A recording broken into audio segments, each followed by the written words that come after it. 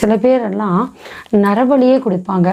அதாவது தலைச்சம் குழந்தைங்க, அதே மாதிரி பெண் குழந்தைங்கள், அதே மாதிரி கண்ணி கழியாத குழந்தைங்க, மாதவிடை இல்லாத அந்த மாதிரி குழந்தைங்க, இந்த மாதிரிலாம் நரபலினா கொடுப்பாங்க. அதனால தான் கிராமத்துலனா அந்த காலத்தில் பார்த்திங்கன்னா குழந்தைங்களெல்லாம் வெளில விட மாட்டாங்க.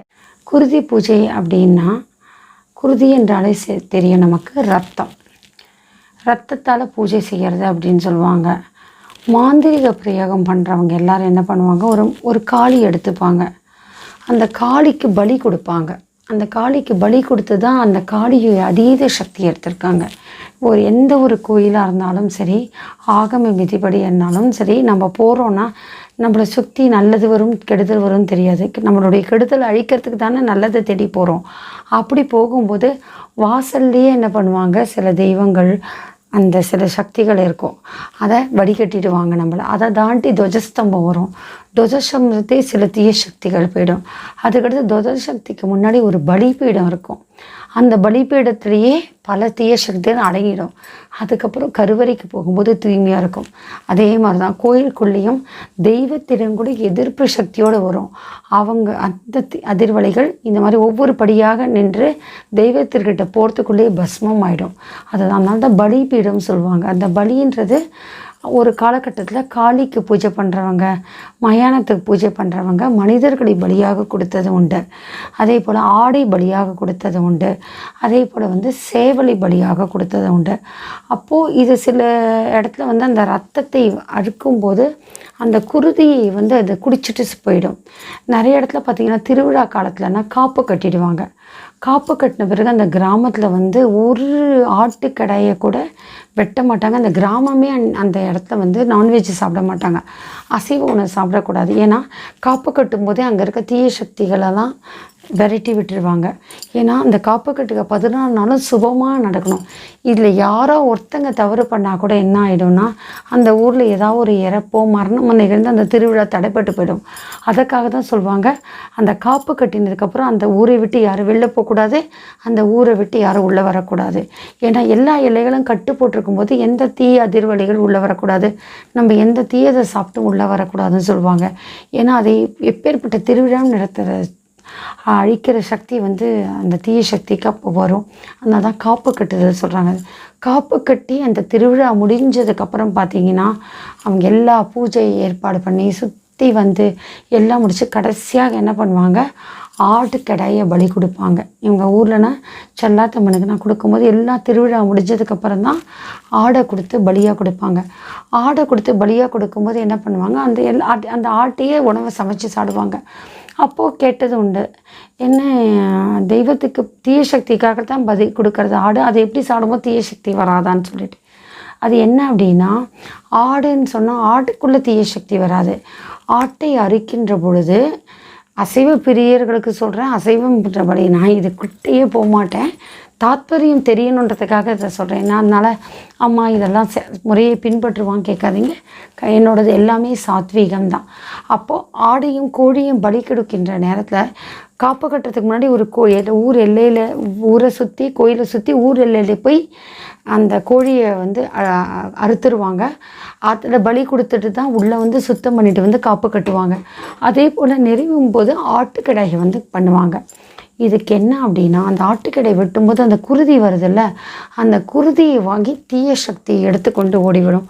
எனக்கு சேலத்தூர் சிவனடியார் சொல்லுவாங்க, என்னை எதிர்மறை ஆற்றல் வரும்போது, அம்மா நீங்கள் அதீத தெய்வ சக்தி, மருந்து கூட எதிர்மறை ஆற்றல் நீங்கள் போரிடாதீங்க, எதாக இருந்தால் எனக்கு சொல்லுங்கள், ஒரே நேரம் நான் அந்த பேரை சொல்லி மயானத்தில் ஒரு கிட்ட வாசல் நுழையிற இடத்துல ஒரு கோழி அறுத்து கொடுத்தாலே இந்த சக்தி போயிடுன்னு சொல்லுவாங்க. அப்போது நம்மளாம் சாத்வீகத்தில் கொண்டு போகும்போது அதை செய்யக்கூடாது. ஆனால் மிகப்பெரிய பேய் பிடிச்சி ஆடுவாங்க, உக்கிரமான தீய சக்தியில் ஆடுவாங்க. அதை அனுப்பும்போது அதுவே கேட்கும். சொல்லியிருக்காங்க கிராமத்தில், நான் அதை பார்த்ததில்லை, அதுவே எனக்கு இதெல்லாம் வேணும், இதை பற்றி ரிசர்ச் பண்ணும்போது நான் கேட்டிருக்கேன், அந்த அம்மா கிட்ட நான் கேட்டிருக்கேன், அதுவே கேட்கும், அதை கேட்டதை கொடுத்து அனுப்பிச்சிடுவோன்னு. அப்போது அங்கே இருக்க குருதியை வாங்கி கொண்டு அதை குடித்து விட்டு அதை நமக்கு சக்தி வாக்கு கொடுத்துட்டு ஓடிடும். அப்போது குருதி என்பது ரத்தம், சரியா? அப்போது இதற்கு சாத்வீகமாக வழிபடுகின்ற கோயில், ஆக்கம விதிப்படுகிற கோயிலில் எது குருதியாக செயல்படும். என்ன மாதிரி சாத்வீகம் வழிபடுறதுக்கு என்ன அப்படின்னா எலுமிச்சங்கனி. அந்த எலுமிச்சங்கனியை வந்து 2ஆக அறுத்து விட்டு அதில் குங்குமம் தடவிட்டு திருப்பி முழுக்க அறுக்கக்கூடாது, அதில் இடையில ஒட்டி இருக்கணும். அதுக்குள்ளே குங்குமம் தடவி திருப்பி அதை இணைச்சிடணும். இணைச்சிட்டு அதை சுற்றிட்டு திருப்பியும் அதை பிரிச்சுட்டு அதுக்கப்புறம் வாசலில் சுற்றிட்டு அந்த எலுமிச்சங்கனியை வந்து அந்த இருக்கிற சிகப்பை வந்து குங்குமத்தை புழிஞ்சு விட்டுட்டு இந்த கைக்கு அந்த கை மாற்றிடுவாங்க. நீங்கள் ஹோமங்கள் பண்ணும்போது பார்த்தீங்கன்னா கூட பார்த்தீங்கன்னா எலுமிச்சங்கனியை வந்து சிகப்பு மஞ்சள் குங்குமம் தடவி வைப்பாங்க. எந்த ஒரு தீய சக்தியும் உள்ளே வரக்கூடாது. அது கடைசியாக அதை வந்து புழிஞ்சு போட்டுருவாங்க. அதனால் குருதி பூஜை இப்போது கேரளாலலாம் பார்த்தீங்கன்னா சோட்டானிக்கரையில் தான் குருதி பூஜைக்கு ரொம்ப ஸ்பெஷாலிட்டி இருக்கும். அங்கே வந்து ஓடாத பேயும் ஓட்டுவாள் அப்படின்னு சொல்லுவாங்க சோட்டானிக்கரை பகவதி அம்மன். அந்த இடத்துல பார்த்தீங்கன்னா இந்த குருதி பூஜை வந்து குங்குமத்தால் தான் செய்வாங்க. அந்த குங்குமத்தால் தான் அந்த குருதி பூஜை நடைபெறும். இரத்தத்திற்கு பதிலாக சிகப்பு குங்குமத்தை குருதியாக கொண்டு சில விஷயங்களை செய்வாங்க. ஆனால் எல்லாராலையுமே வந்து எடுத்த உடனே அதுக்காக போக முடியாது. நிறைய பூஜை செயல்பாடுகள் முடிஞ்சால் தான் அந்த பகவதி அம்மன்கிட்டே போட உண்டு. எடுத்த உடனே போயிட்டு சக்ஸஸ் ஆகுதுன்றதெல்லாம் ரொம்ப முடியாது. அதுக்கு மிகப்பெரிய பிரயத்தனம் வேணும். போகணும் போது ஏன்னா தீய சக்தி இருக்கும்போது அவங்களால கோயிலுக்கே போக முடியாது, குலதெய்வத்துக்கு போக முடியாது. எப்படி இந்த குருதி பூஜை இருக்கிற இடத்துக்கு போக முடியும்? அதற்கு பலவித அணுகுமுறை கையாண்டுட்டு தான் நான் அதை அந்த இடத்துக்கே நான் இட்டு செல்வேன். அதனால் குருதி பூஜை என்பது இரத்தத்தால் கொடுக்கப்படுகிறது. மாந்திரிக பிரயோகமாக செயல்படுவது தான் இந்த குருதி பூஜை. பேய் பிசாசு பில்லி சோனியம் செய்வினை ஏவலை அதீத பிரம்மராட்சதர் மாதிரி அதீத சக்தி உடையவங்க இதெல்லாம் விளக்குவதற்காக செய்யப்படுகின்ற தான் குருதி பூஜை. அதே போல் ஒருத்தங்களை அழிக்கணும்னு சொன்னாலும் குருதி பூஜை செய்து இரத்த பூஜையில் செஞ்சு செய்வாங்க. ஒருத்தங்களை அந்த அழிவிலிருந்து எடுக்கணும் போது இரத்த பூஜை செய்வாங்க. இது வந்து மாந்திரீகம். காளி, யட்சினி, குட்டி சாத்தா இந்த மாதிரி வச்சு யார் பூஜை பண்ணி அதில் பிரபலமாகறாங்க.